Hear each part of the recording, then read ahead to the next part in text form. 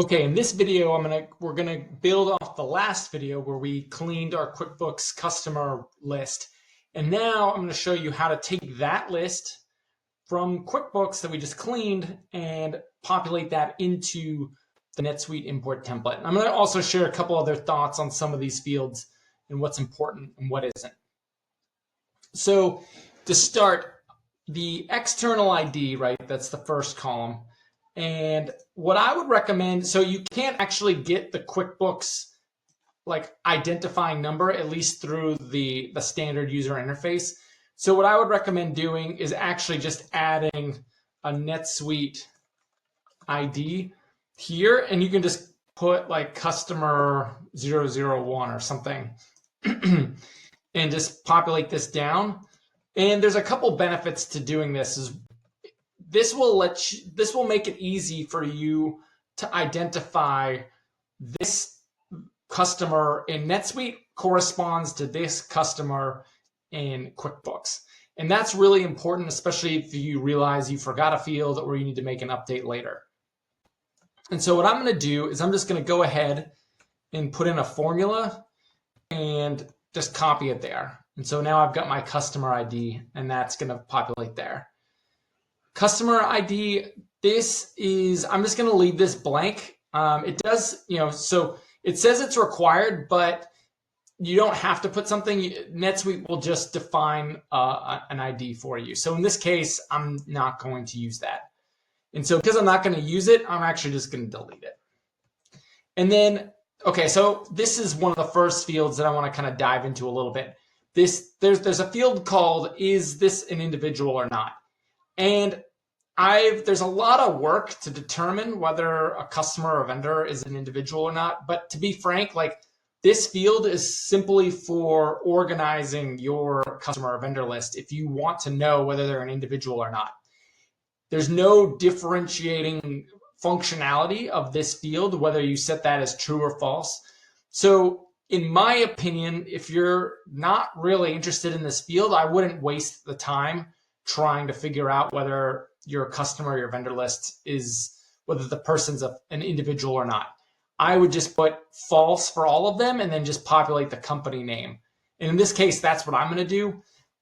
If you wanted to go further down that kind of rabbit hole of figuring out who is an individual and who isn't, for my scripts that I use in Python, I use a combination of is the first name and last name populated, and is their social security number configured to have the 3, 2, 4 kind of nomenclature. And that's kind of how I determine whether someone's an individual.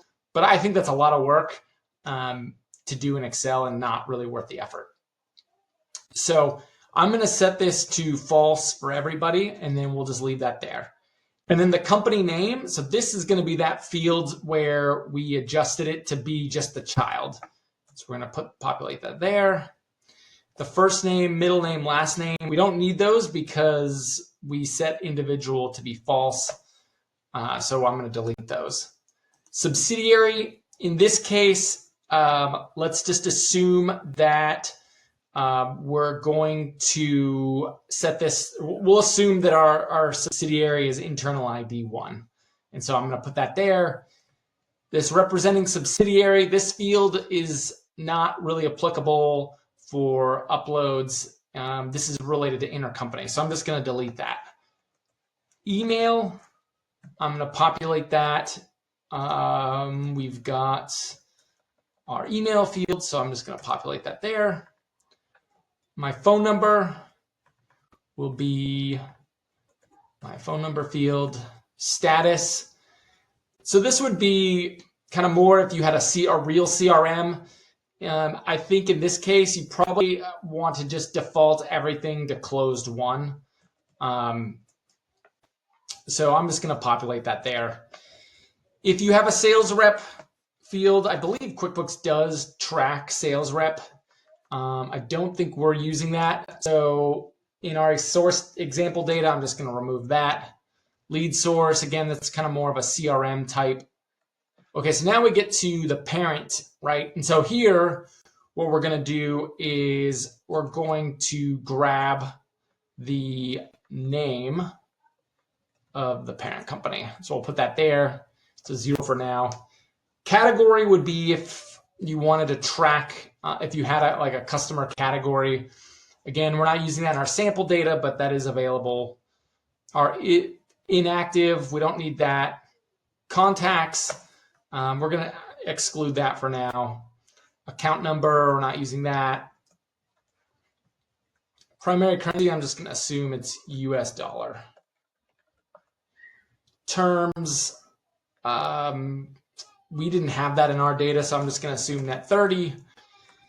And then kind of getting into price level, credit limit. A lot of this stuff isn't really applicable or in QuickBooks, so we're just going to delete all those. All right, so now we get to addresses. So the address 1, this is in the NetSuite professional services template. They leads with this address 1. And you can add multiple addresses if you'd like. And so we're going to kind of group these all here together. I'll just put this in, highlight these as 1. So we'll just set our billing to be the address 1. And so I'm going to put this for the label. I just like to say import from QuickBooks Online. Attention, I don't think we have that in QuickBooks. No, we don't. So I'll just leave that blank, or I'm going to delete it. Addressee, I have an address phone.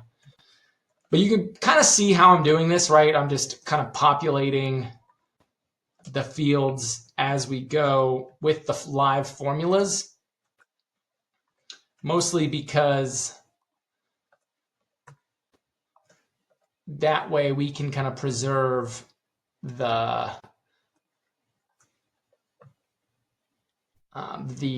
data. So country, I'm surprised it doesn't say that this is a required field, because it absolutely is a required field.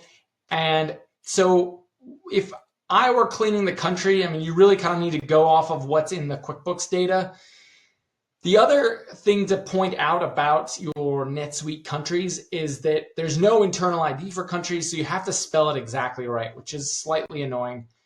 I would recommend if you go to NetSuite and you go to the global search, you just type in countries, you can click this setup and it will show you all of the available countries here. And that's kind of how I would recommend, getting the full list. In our case, I'm going to assume that every country is United States.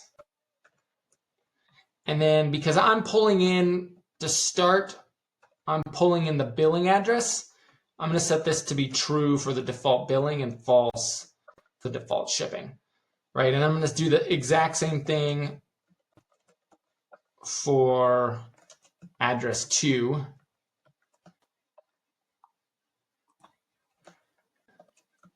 And then the rest of these, I think for the most part, these are all just kind of extra fields that I'm just going to remove. Okay, so now we've got all of our fields populated. And so I'm just going to copy and paste this down. I think we have 27. And so awesome. Now we have the customer template populated. So what I'm going to do is I'm going to keep this and I'm going to call this a live formula, because in case we need to change anything, I don't want to lose all those formulas. So I'm actually going to open another tab and I'm going to say customer upload hard code. And I'm going to take this top column, and then I'm going to take all these rows down here, and I'm going to just copy them to values. And now I've got all my data populated the way that I want. And then what I would also do at this point is similar to what we did earlier in the last video. I'm going to do a copy replace. And anytime there's a 0 in the entire cell, I'm just going to click a replace all to put it with a blank. And so that's going to clear out these parents and any addresses that are just blank. Okay, so with that, now we are ready. We have an upload template that's ready to go. One thing, kind of, I guess, final thing I'm going to point out about this parent-child relationship is you'll actually need to upload this. You'll have to do two sets of upload files, because you'll need to create the parent first and then rerun that upload with the parent in NetSuite. And so that way NetSuite knows, like, hey, let's assign the parent, because the parent has to exist for the child to have the parent assigned. So you'll need to do two uploads, but that shouldn't be a big deal. And in the next set of videos, we will go through how to do the upload process for these. Okay, with that, we are ready to move on to uploading, kind of the upload process in NetSuite.